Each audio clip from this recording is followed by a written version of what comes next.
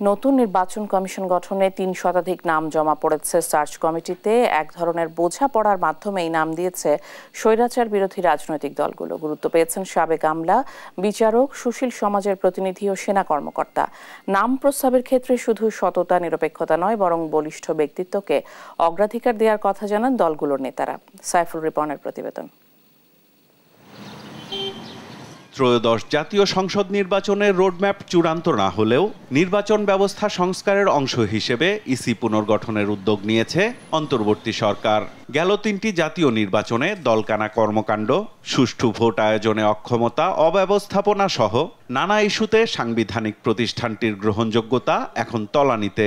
তাই নির্বাচন কমিশন গঠনের প্রক্রিয়াকে অত্যন্ত গুরুত্ব দিচ্ছে রাজনৈতিক দল ও সচেতন নাগরিক সমাজ। নির্বাচন কমিশন পুনর্গঠনে বিএনপির পক্ষ থেকে 10 জন ও জামায়াতে ইসলামী 8 জনের নাম সার্চ কমিটিতে জমা দিয়েছে। 10টা নাম আমরা প্রস্তাব করেছি বিএনপির পক্ষ থেকে। অন্যান্য দল তারা যাদেরকে চিঠি দেওয়া হয়েছে তারাও প্রস্তাব করেছে। তা আমরা আশা করছি একটা ঐক্যমতের ভিত্তিতে সার্চ কমিটি উপযুক্ত ব্যক্তিদেরকে নির্বাচন কমিশনার, প্রধান নির্বাচন কমিশনার হিসেবে সাজেস্ট করবেন, প্রস্তাব করবেন, যেটা রাষ্ট্রপতি যেটা ফাইনাল সিদ্ধান্ত দেবেন, চূড়ান্ত দেবেন, যাতে করে কোনো বিতর্কিত ব্যক্তি ওখানে না আসে সেদিকে লক্ষ্য রাখবেন বলে আমাদের বিশ্বাস, আমরা আস্থা রাখতে চাই। বিএনপির সঙ্গে যুগপৎ আন্দোলনে থাকা গণতন্ত্র মঞ্চের নেতারা জানান, 2-1 জনের নাম কমন থাকলেও প্রতিটি দলই আলাদা তালিকা দিয়েছে।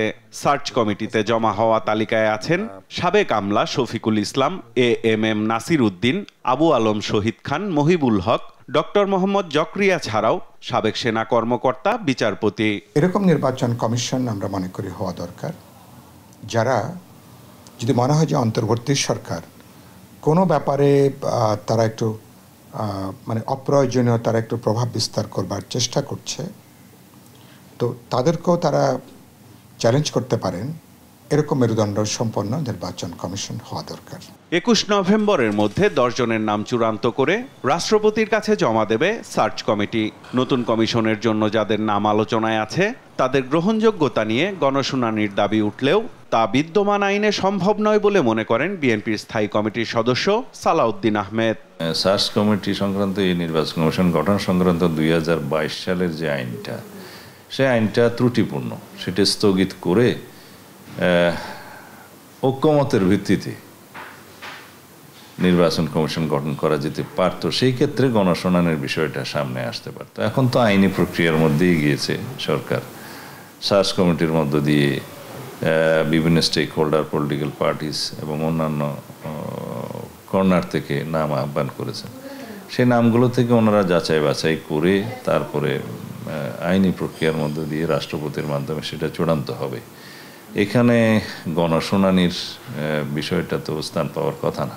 নির্বাচন কমিশন পুনর্গঠনের পাশাপাশি প্রশাসন, বিচার বিভাগ সহ নির্বাচন সংশ্লিষ্ট সংস্থাগুলোকে ঢেলে সাজানোর দাবিও জানিয়েছে রাজনৈতিক দলগুলো। সাইফুল রিপন, দেশ টিভি, ঢাকা।